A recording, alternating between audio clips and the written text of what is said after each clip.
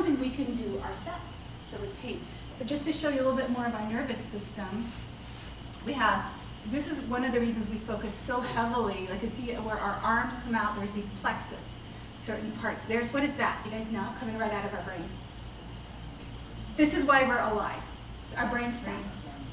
Okay? When you sleep, do you think about breathing and your heart beating? What does it? Automatically keeps you alive. Your brain stem, it's the oldest part, it's called the reptilian brain. And even the most what we call basic animals have a brain stem. It's what keeps the heart going, and it's part of the nervous system that's automatic. And it's controlled by the automatic or autonomic nervous system, right? And so here's another example of what our nerves look like. And when this is what I think about when we are doing these stretches, because I'm actually thinking anatomy, and I know that when we're doing our armpit, I'm loving this bundle of nerves right here and letting them know. Now, if somebody has serious pain, like say somebody has diabetes, and they develop foot problems and they end up amputating their foot, do you know that they continue to have pain there? It's called phantom foot pain. Does anybody know what that's about?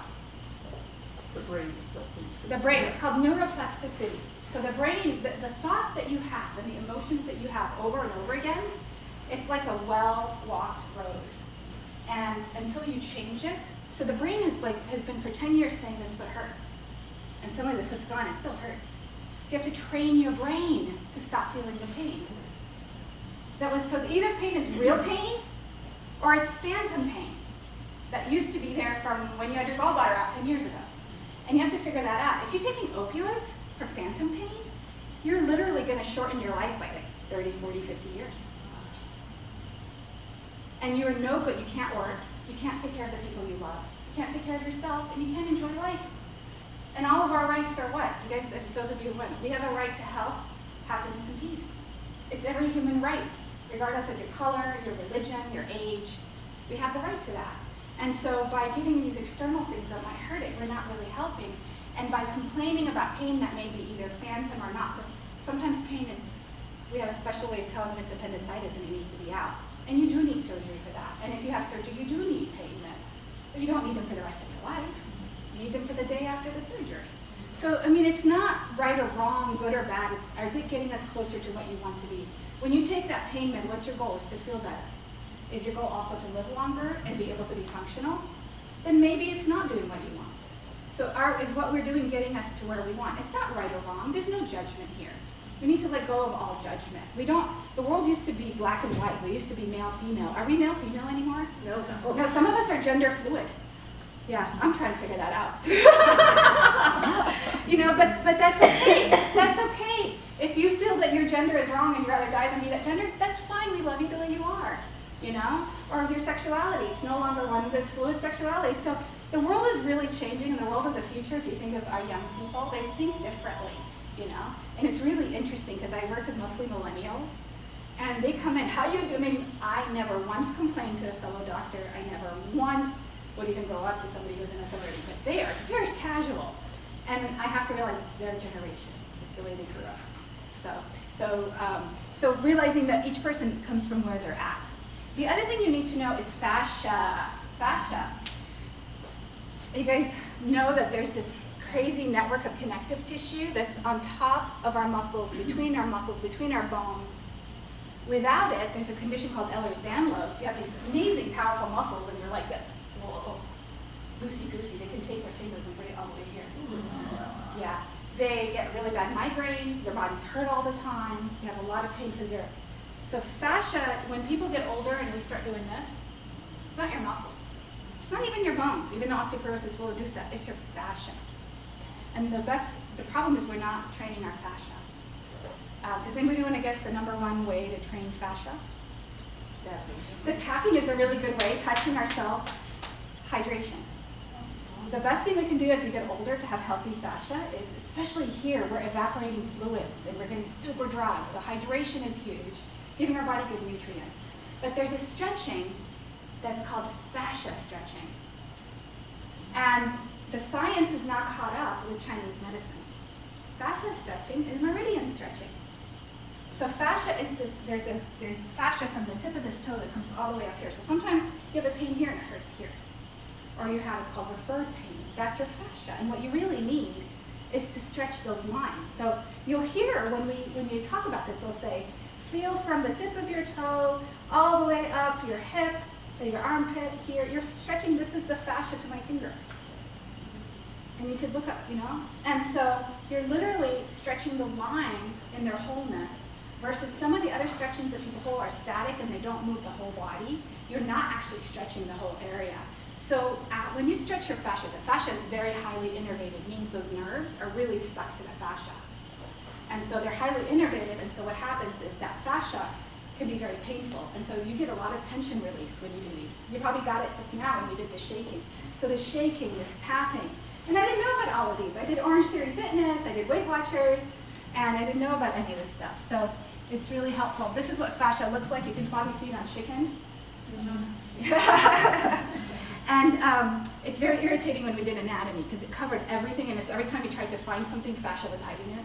So, and what happens in our body is pain areas, and this is a fibromyalgia example, but like with our joints and inflammation, they can connect to each other through that fascia and spread the inflammation. So a pain in your knee, or pain in your knee could be in your hips, but it's actually the knee that's the problem. Okay? So stretching the whole thing. And talking about pain, there's different kinds of pain. We talked about phantom pain, the pain BBB, musculoskeletal.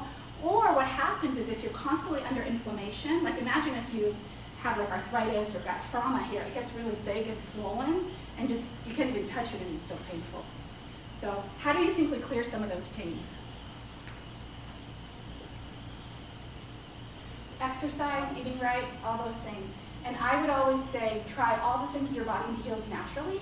The gifts that we have that we were born with, our natural healing ability, before we go to drugs that may have long-term side effects and may hurt us. And really for me, health is about mind, body, and spirit.